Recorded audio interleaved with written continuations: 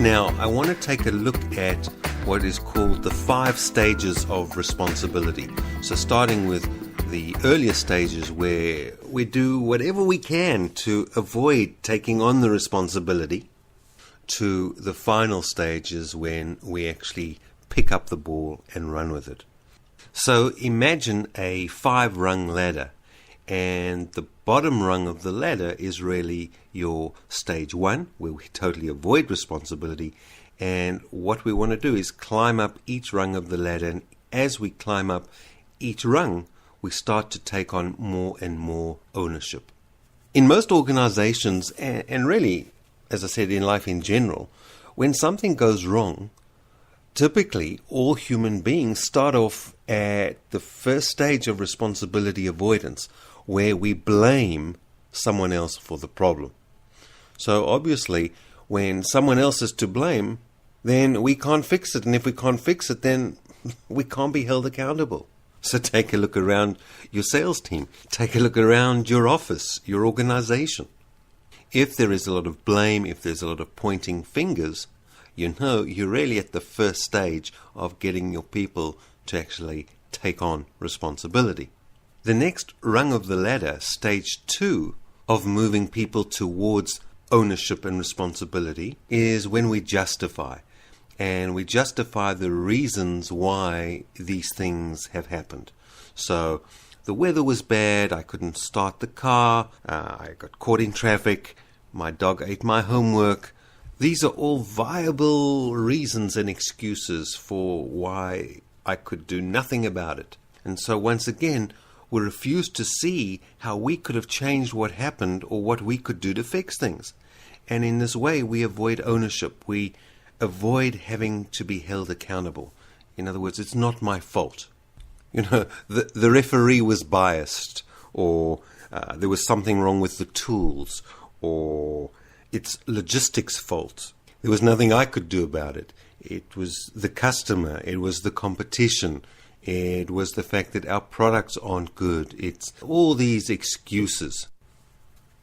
So again, look at your sales team and ask yourself, how much time do we invest justifying why we do certain things? And the obvious point here is, as long as I'm caught up in excuses and justifications, I'm never going to be focused on the solution, on what I need to do to move this thing forward. Now, the third rung of the ladder, moving towards accepting responsibility, is when we admit that we might have been at fault.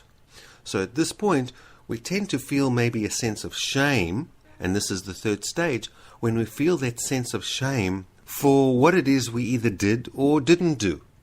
However, even though we may feel shame for what happened, we still have not yet gotten to the point where we can learn from the situation and change our response for the future. There is still that sense of victimness, the woe is me, poor me, hoping that someone else is going to come to my rescue, or someone else is going to absolve me from my accountability. And again, take a look around your team. Take a look around your office. Take a look around your organization. Are we at a stage 3 of accepting responsibility? Stage 4 is when it starts to move towards above the line behavior. And this is where your people start to move beyond shame and are more consumed by their sense of obligation. In other words, you hear things like, I have to finish this report by Monday.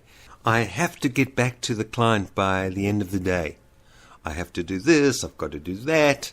There's no I choose to, it's all about I have an obligation to. And so as the famous American painter Milton Avery once said, that when we act out of a sense of obligation, our level of performance in fulfilling our task is barely adequate to get a pass. However, the good news is that at least when your sales team feel that sense of obligation, things will begin to get done. Now, the place that ultimately you want to get to is stage 5. And this is where your sales team move beyond obligation to ownership. This is where they own their decisions, they own their actions. And at this point, when we fully own our decisions and our actions, we're able to engage in clear and resourceful thinking, which allows us to really solve problems. When we live and when you work above the line, there's no question that that can be demanding. However, it's also incredibly liberating and empowering, because living and working above the line puts the locus of control squarely in our hands. It means that we gain control over our lives because we recognize that we are responsible for both our choices and our actions. And in other words, if our current actions are not achieving the results we're looking for, we get to choose a different response. So for things to get better, we need to get better. For things to change, we need to change. We need to work, we need to live, we need to play above the line. Okay, so yes, at the moment, your team works and plays below the line. Well, it's a sad fact that, let's face it, we as sales leaders, other than the fact that we really don't transfer responsibility very well, we also, if I can be so bold, we contribute to our sales team's dysfunction. We contribute to them operating below the line. Most often it's because of the way that we act, because of the standards that we set for ourselves, because of what we allow and disallow, that creates the dysfunctional and below the line behavior.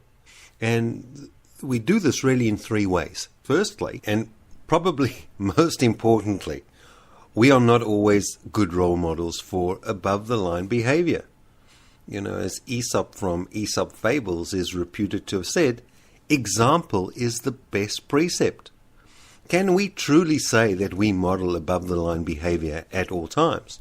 And every time that we blame others, or we offer excuses, or engage in any other below the line behaviors ourselves, or we take on other people's responsibilities, then we send a very strong message to our team that it's okay, because they will take their lead from us. We are the example. If we want to change the behavior, we need to model the behavior that we want.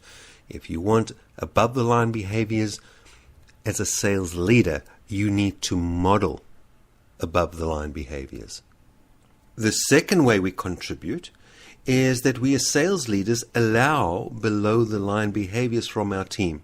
And when we do, we send a message, albeit by default, that below the line behavior is actually acceptable. And finally, the third way that we have an impact, or that we contribute to our sales team's dysfunctional below the line behavior, is that we reinforce the behaviors we want by the way that we reward and punish our team.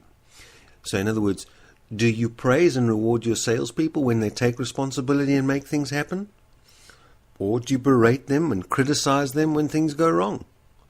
Both responses are going to impact their behavior. The question is, which impact do you want? So there's a wonderful old saying that there are three types of people: those who make things happen, those who sit on the sidelines and watch things happen, and then there's those that ask, what the heck just happened? And so, if you want to create a culture of proactivity, of action, of people taking initiative, of doing, making things happen, the underlying foundation of that attitude is a team that operates above the line. As the sales leader, that is your responsibility. So to reiterate what we said in an earlier module, imagine working with a sales team where all the players were confident and achievement focused, where all the team members can take criticism, can handle setbacks and all the multiple hurdles that a life in sales throws at them, where the sales team assertively communicates their needs and will consistently learn from their mistakes.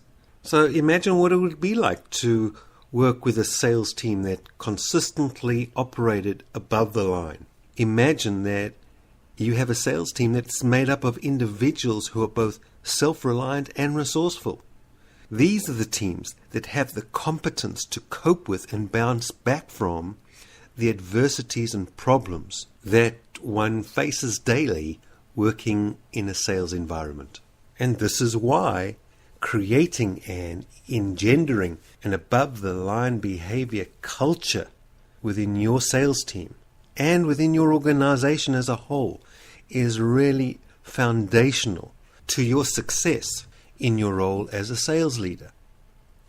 Okay, so great, Ian, I hear you ask. I get the whole above-the-line concept, but how do I go about implementing it with my team? Where do I start? Well, that's a great question, and here's how we do that. So here's your 7-step recipe for driving an above-the-line culture into your team. So step number 1. At your next group or team meeting, have your people whiteboard all the reasons why they're not achieving their sales targets or their sales goals. So just get everybody to list all the reasons, all their stumbling blocks, all the roadblocks that are in their way of achieving their sales targets. All right, step number 2. Have them assign a who or a what they believe is responsible for each of the issues on the list. So if you've listed, let's say, 20 issues, next to each one of those issues, they need to assign either a name, so a person, or a what, a thing, a system, a process that they believe is responsible for each of those problems or challenges that are on the list. Step number 3. Have them read the document on responsibility and accountability and above and below the line behavior, which can be found in your tools and your resources section. Step number 4. I want you now to conduct a discussion on where the team thinks they are at in terms of behaving above the line. So a great tool to get the discussion started, as it were, is to get each individual to rank the team's current behavior on a scale of 1 to 5, where a 5 is we're all completely empowered and take on our responsibilities. We're all positive, we're all proactive, and we're all focused on the future all of the time. We don't complain, we don't make excuses, we don't blame others, neither do we deny, nor do we react, nor do we justify. We certainly don't accuse others or find fault or look back at how things used to be. We do whatever it takes to get the job done. That's a 5. And a 1 is obviously the exact opposite of that 5. So have them rank themselves and the team on a scale of 1 to 5. Step number 5. So with the team's new understanding of what an above-the-line culture looks like and what it means to be responsible and take on responsibility and ownership, looking through those glasses, have them reassign responsibilities and actions for moving the issues on the board forward. So your outcome, your goal of this exercise is for them to A, realize that they have some control. B, you want them to pick up the ball. It's their results that are being impacted by the issues on the list. What are they doing about those issues? At the moment, those issues are just things that they have no control over. Above the line behavior says, hey, we're in control. These are things that we need to tackle. These are the stumbling blocks. These are just roadblocks that are in the way of our success.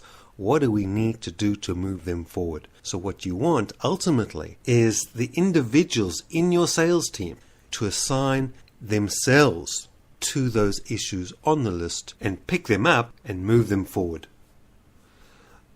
Step number 6. Agree on how you will hold yourselves, so the team will hold themselves to a higher standard of above-the-line behavior. Maybe the place you start is to have a sin bin where all below-the-line misdemeanors are punishable by putting $1 in the tin. This way, at the end of the month or at the end of the quarter, you can all go out for pizza. People only have to pay $20 or $50 before they very quickly begin to self-manage. Because when the consequences become more painful than the solution, your team will change.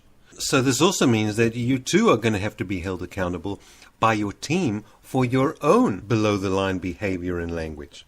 And in fact, if all of you as a team will hold each other to account for your behavior. And then you watch above the line behavior take root and grow and blossom within your sales team.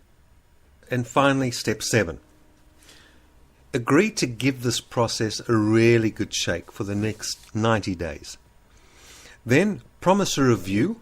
So in other words, in 90 days, get everyone together and have a review of the impact of living and working in this above-the-line state. And then together as a team, you'll agree on how and what you need to do to move positively forward. If you go to your tools and resources section, you will see the 7 steps laid out to make it easy for you to implement. So go ahead, implement an above-the-line team culture and watch things start to happen for your team. You'll be amazed. But you've got to be strong. You've got to be rigid. You cannot allow any below-the-line behavior for the next 90 days. This is a 90-day above-the-line behavior diet. Stick to it. Don't let anyone falter. And you'll be absolutely blown away by the impact. So that's it for this activity module. And we look forward to seeing you in the final activity module for this month.